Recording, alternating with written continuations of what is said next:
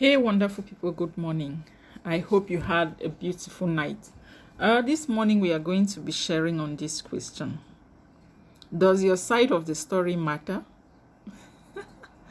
Does your side of the story matter, or does your own version matter? Most often, we hear stories and then people will say, what about the other side? What about the other version? Have you listened to the other person?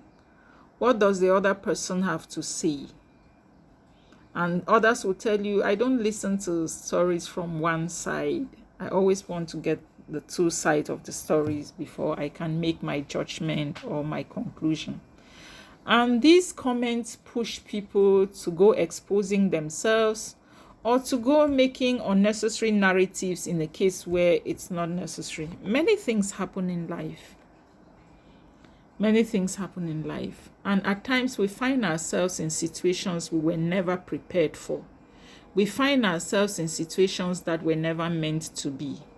And in life, the coping mechanism is that in whatever condition in which you find yourself, you just keep hanging in there, trusting God for a change, trusting that maybe there are better days ahead, as it is commonly said.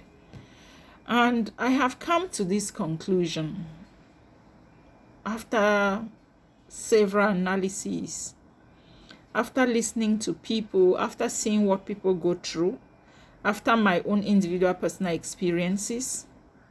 My dear, I have gotten to that point where I no longer care. Not because I don't care per se, it's because whatever narrative you give, most often people's minds are made up. So I have come to that point where I tell myself my side of the story doesn't matter anymore. That is what is important to me. Yes, life happened. In the course of it, I got hurt, or people can get hurt. You understand? But in the process, healing takes place. If I got hurt and I healed, that is what is important. And most importantly, I have learned who deserves to sit on my table and who will never sit at it at all again. That is what is important. Because it's not any point, or it doesn't make any difference for you to go telling stories or giving narratives, struggling to convince people.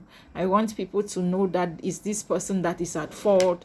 I want people to know that I am not wrong. It's this person that is wrong. It doesn't matter. Because it's like crying over spilled milk. If a situation happened and then you felt pain, you learned your lessons, the hurts were there, and then you got your healing. You're out of it. You're moving ahead. Forward ever, backward never. That is my focus. We don't have time to waste, no time to lose. As they say, you snooze, you lose. We don't have that time. If something happened, it happened in the past.